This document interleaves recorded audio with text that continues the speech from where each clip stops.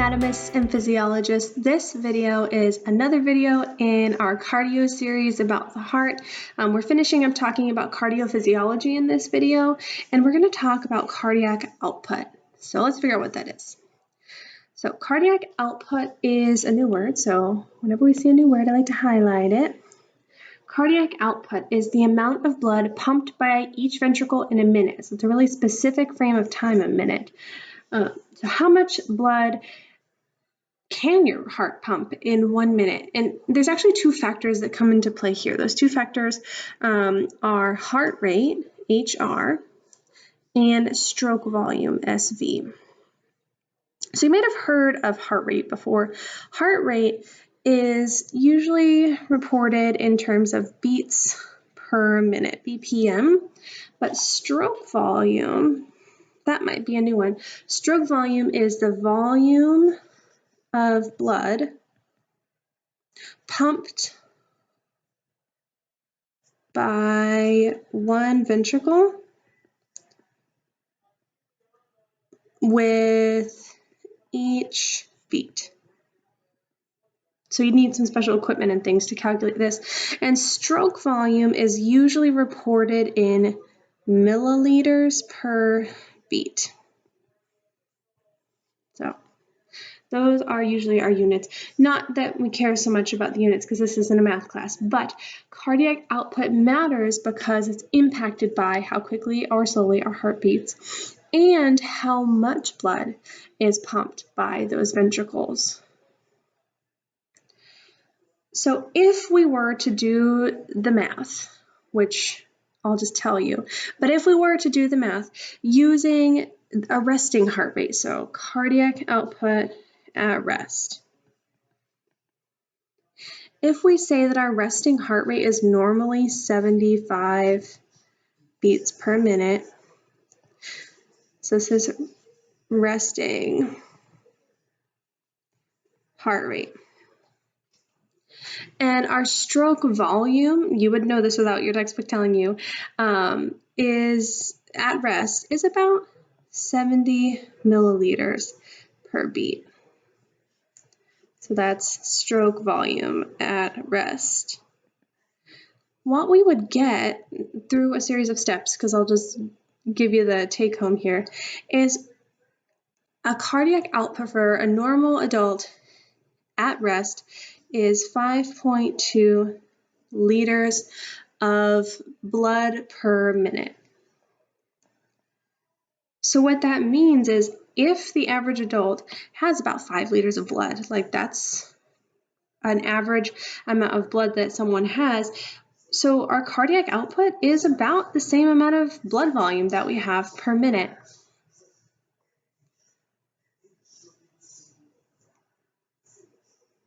But cardiac output doesn't just stay how it is at rest. And that's important, right? Because we do lots of other things other than rest. We run, we jump, we go to class, we walk to our car, we go up the stairs, we do all these things.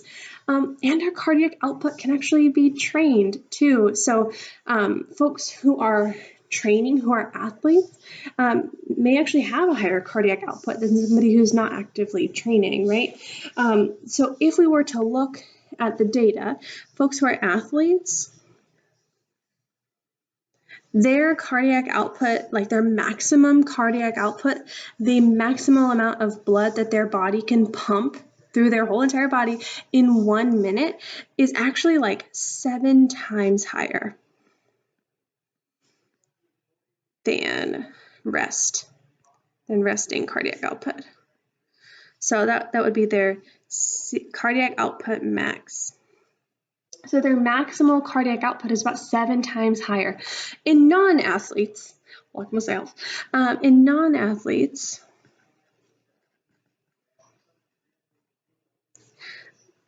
cardiac output max looks more like 4 to 5 times resting. So if we think about 5 liters of blood approximately is how much blood our body pumps at rest per minute.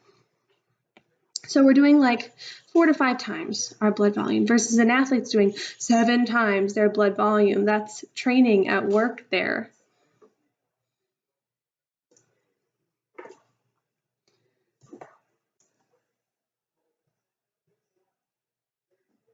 But how is cardiac output regulated?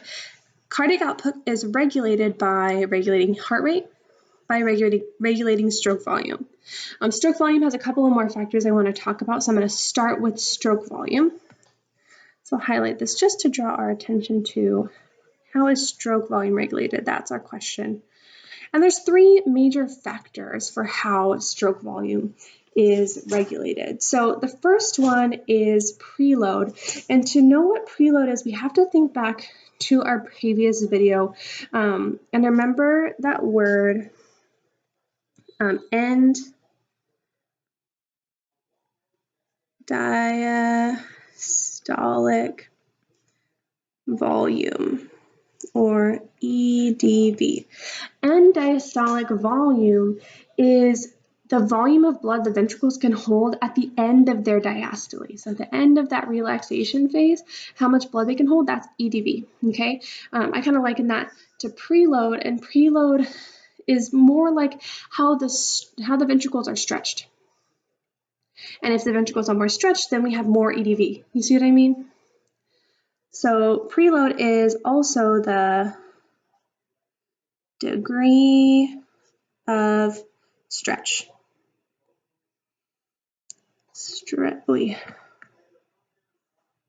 Stretch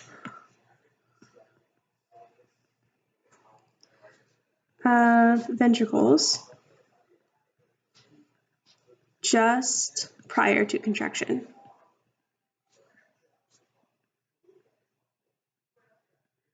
Just prior to systole, okay? And preload, it matters, right? Because if you have more stretch, then you have more filling, more EDV, more volume in the ventricles. If you have more filling, then you have more stroke volume, okay? If you have more filling, then you have more stroke volume. So let me zoom in here because we need to kind of write some stuff. So if we have more stretch, then we have more filling of the ventricles. If we have more filling, then we have more stroke volume. So by increasing preload, then we increase stroke volume. Increasing stroke volume, then increasing stroke volume, then increases cardiac output. Because if this number gets bigger, well, we're multiplying it, so this number also gets bigger. And I want you to spend some time in your brain thinking about how actin and myosin in the sarcomere, those thick and thin filaments, those thick and thin filaments overlap a certain amount. In skeletal muscles, our thick and thin filaments, our actins and myosins, overlap optimally, which means every time we contract, we're making a very strong contraction as those thick and thin filaments slide. In cardiac muscle, though, in the myocardium, that optimal length isn't how the myocardium hangs out. We don't hang out at optimal length of the sarcomere. We actually are a little bit shorter. So if we're a little bit shorter, we're not having as strong of a contraction. So if we stretch, achieve optimal length of our sarcomere, then we can have a stronger contractile force. And then we have more stroke volume. Okay, you see what I mean? It's all related here. So preload has 2 major factors that we'll talk about. I'll draw them in red. So 2 major factors here. We have venous return, and increasing venous return leads to increasing stroke volume, okay?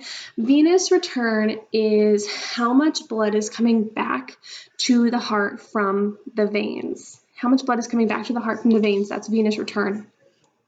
More blood back to the heart means more blood can fill the ventricles. More blood that fills the ventricles means that we can push more blood out, increasing stroke volume, okay?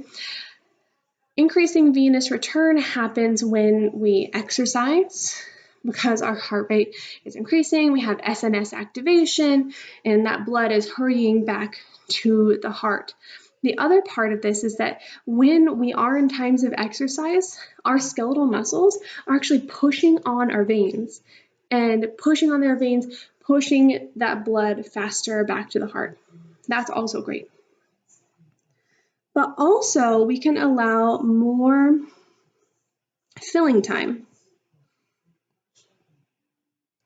If the ventricles have more time to fill, then they can hold more blood, and holding more blood leads to more stroke volume. So that leads to higher stroke volume. So both of those things, increase end diastolic volume, increase preload, increase stroke volume, and increasing stroke volume increases cardiac output. How much blood we're pumping per minute. Okay. So the next point that I want to make here is about contractility. Contractility is how strongly that muscle is contracting. So how strong the contraction is. How strong that contraction is. And I'll zoom back out because I don't have as much to write here. So how strong that contraction is, that's what contractility is. And a lot of this is really due to calcium, intracellular calcium.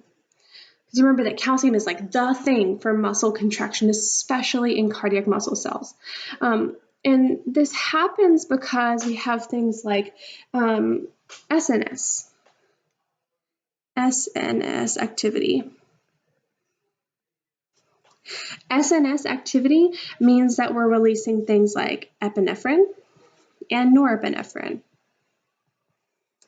Epinephrine and norepinephrine actually allow for more calcium activity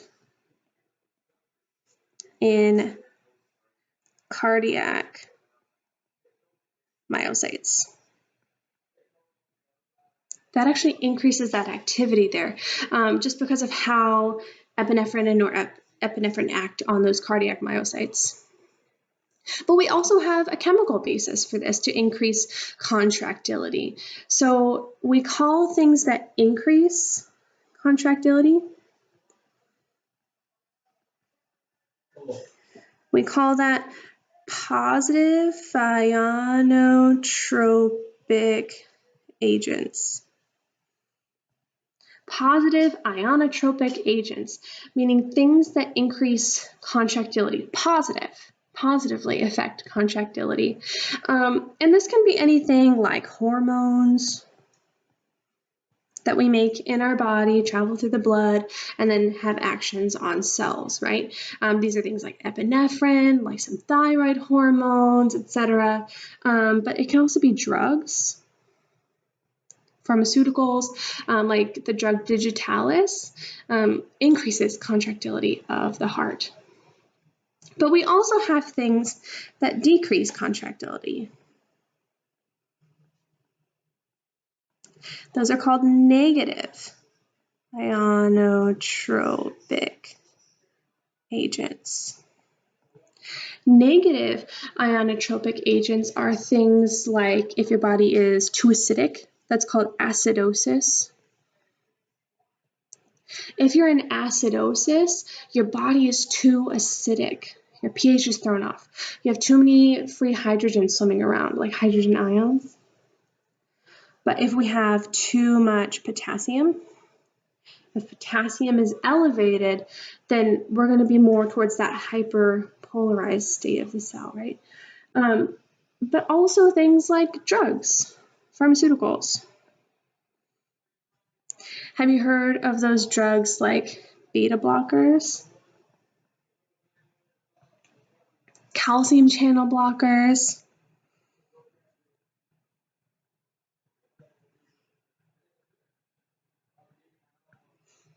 So those things are going to interfere with calcium. Interfering with calcium interferes with contractility. And remember that contractility, increasing contractility, increases stroke volume. Decreasing contractility decreases stroke volume. If we're affecting stroke volume, if it's increasing or if it's decreasing, we're going to directly impact cardiac output. So preload, contractility, those are a big deal. And then the last thing is afterload. Afterload is the pressure at which ventricles need to pump to open semilunar valves. So the pressure at which those ventricles need to open the semilunar valves, meaning that the pressure that needs to be greater than what's going on in our arteries leaving the heart. If the pressure in the aorta, if the pressure in the pulmonary trunk is too high, like things with hypertension, high blood pressure, right?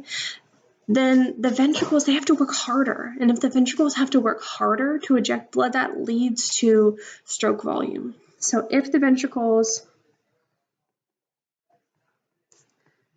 need to pump harder for the same result, right, then that can decrease stroke volume. This has a lesser effect overall on stroke output compared to the other two, but still it's a noteworthy factor to think about. So that's how stroke volume can be regulated. We're going to talk next then about heart rate. How is heart rate regulated? All right. So heart rate, remember, is in beats per minute. So beats per minute. So the question here is, how can we regulate our heart rate? And our heart rate can be regulated in a bunch of ways. But we're pretty familiar with a lot of these ways because we talked about some of them in Bio 430. So stroke volume, if we were to think about it, and if we were to calculate it, I guess, stroke volume is one of those things that affects cardiac output, but heart rate is the one that makes those course corrections in cardiac output. Okay, so let's talk first about the ANS. The autonomic nervous system has two major divisions, the SNS and the PSNS, and both of those impact heart rate differently. So let me write that.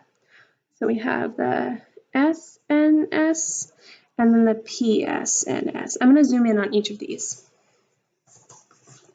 I'm going to zoom in on each of these terms here.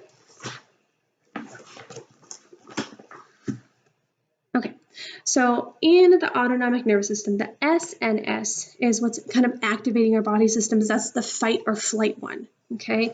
And if you go back to your notes in Bio 430, there was a laundry list of things that the SNS does, and one of the things is elevate heart rate.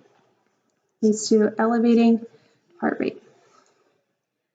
Most of our heart rate is determined by our pacemaker cells, but ANS input to the heart is an additional input. So the SNS would elevate the heart rate, so make the heart rate higher. And the SNS releases neurotransmitters epinephrine and norepinephrine. And epinephrine and norepinephrine, what they do is they innervate the SA, so they act on the SA node, because that sympathetic nervous system acts on the SA node, but it also innervates SA node and innervates the ventricular contractile cells. So we innervate both the SA node and the ventricular contractile cells. What this does is that we have two actions of the SNS. We activate the SA node, which then we know causes that rate of depolarization to increase, but also we can act on the ventricles. Overall, this is going to increase heart rate because we're releasing epinephrine and norepinephrine, and both of these guys, both of those guys, they act on these special receptors. They're called beta-1 adrenergic receptors. I'm putting that down so that you can go back into your Bio 430 notes if you still have them because we did learn about this last semester, but these receptors lead to a series of steps, many steps that we don't really care about, that makes the SA node work faster. SA node depolarizes faster than increasing heart rate. But it also increases contractility.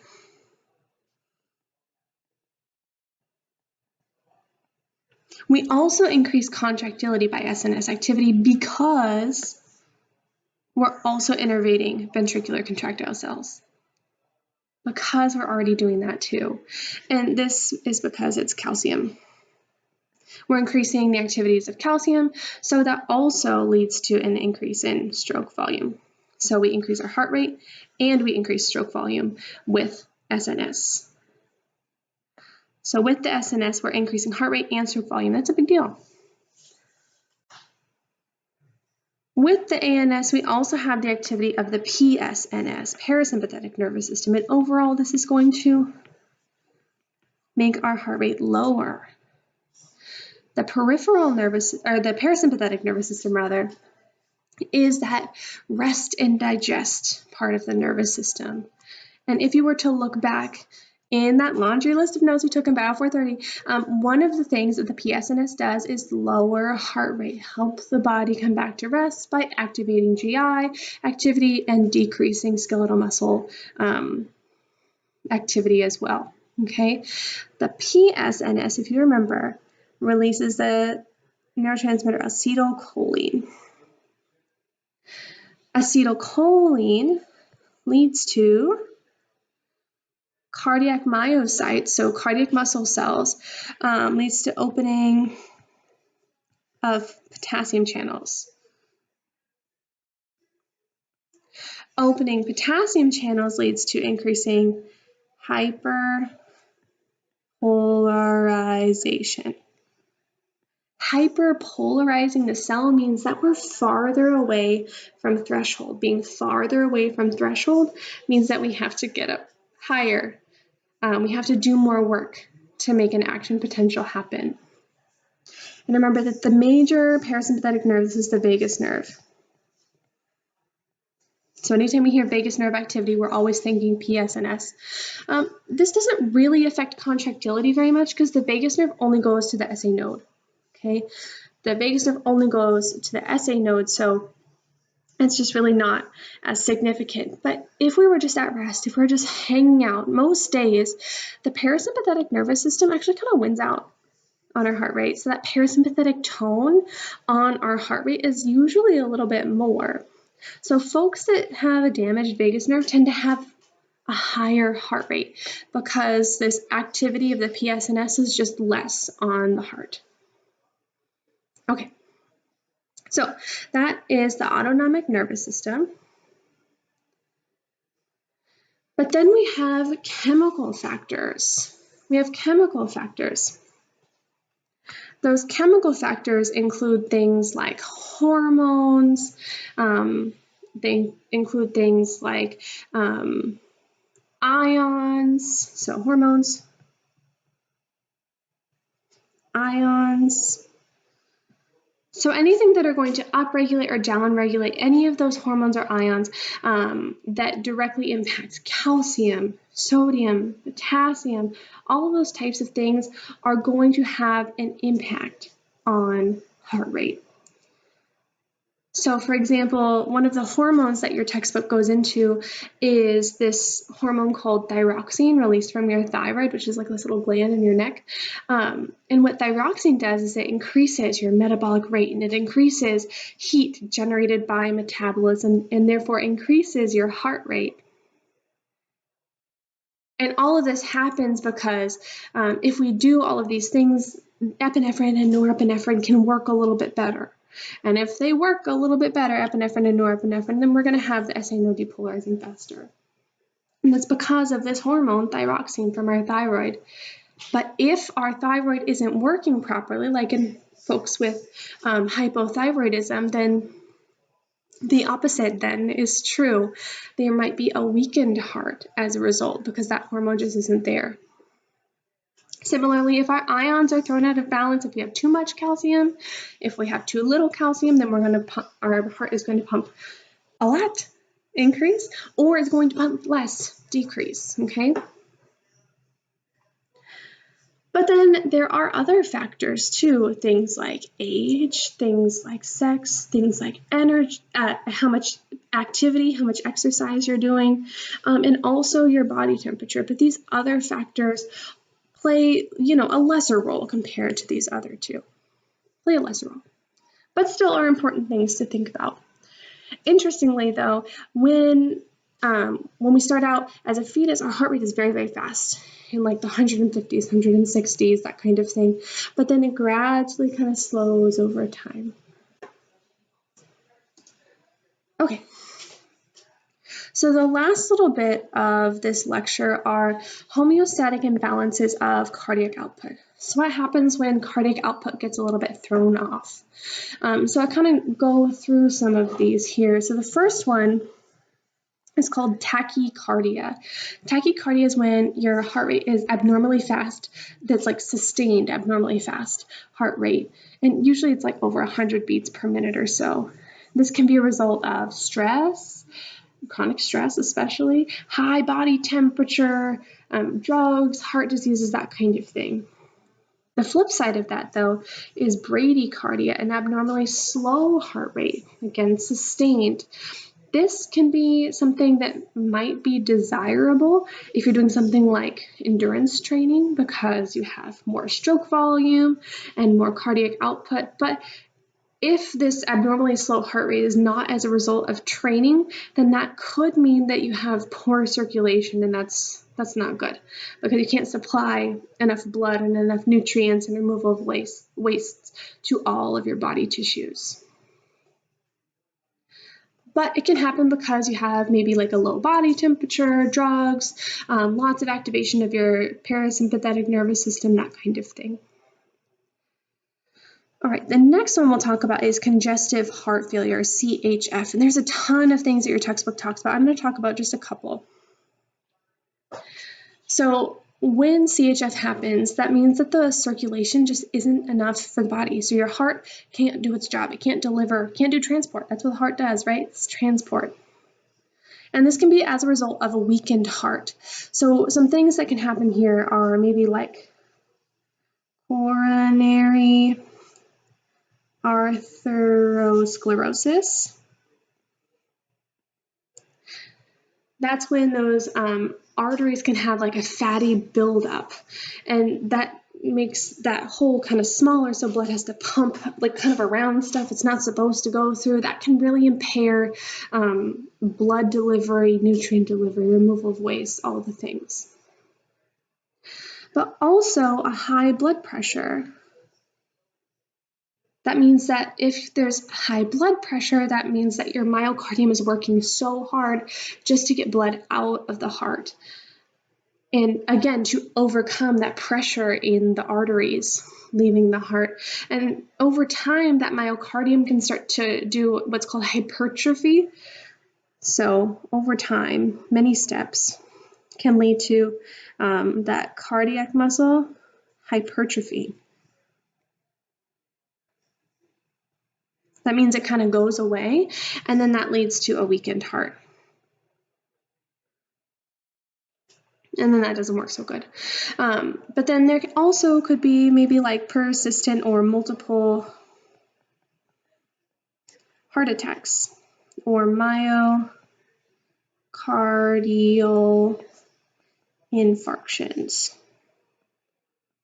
And that's because multiple heart attacks then can lead to scar tissue.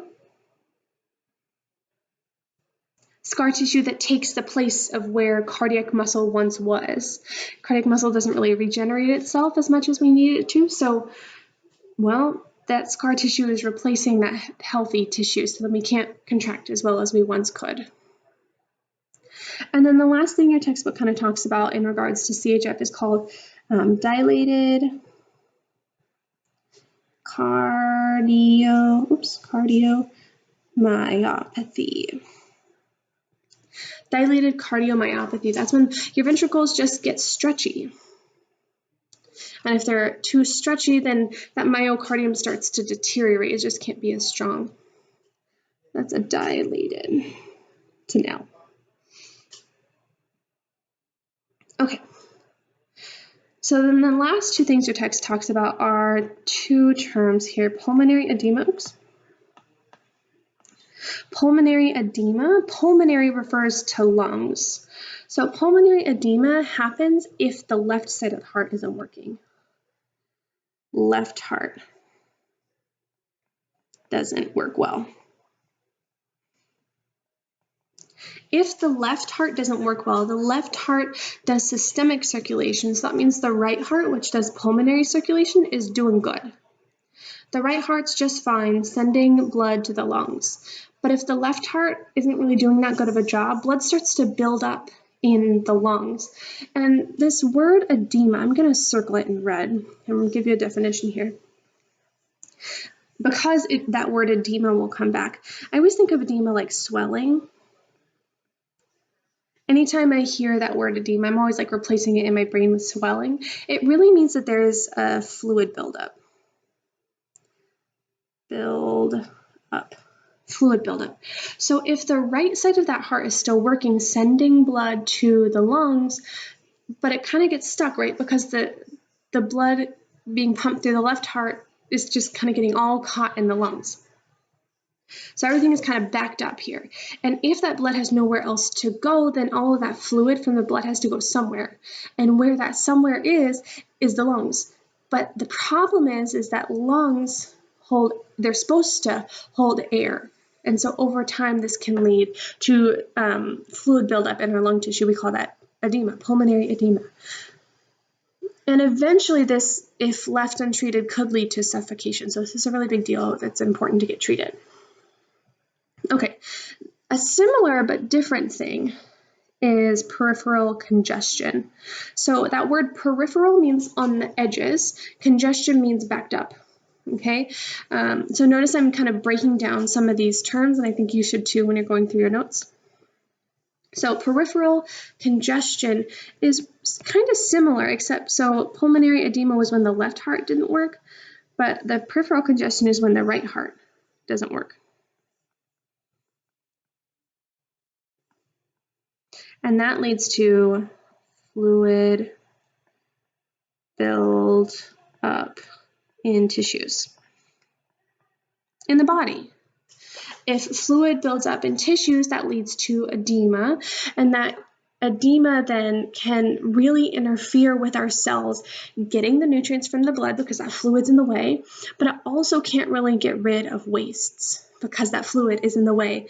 Because where we do gas exchange, if there's too much fluid there, we just can't get everything we need to and from the blood. So what usually happens with peripheral congestion is that sometimes pharmaceuticals, so like drugs can be prescribed, heart transplants, surgical repair, it kind of just depends on that person's individual situation. We have a couple of other homeostatic imbalances to talk about, but I think I'll save those for a different time.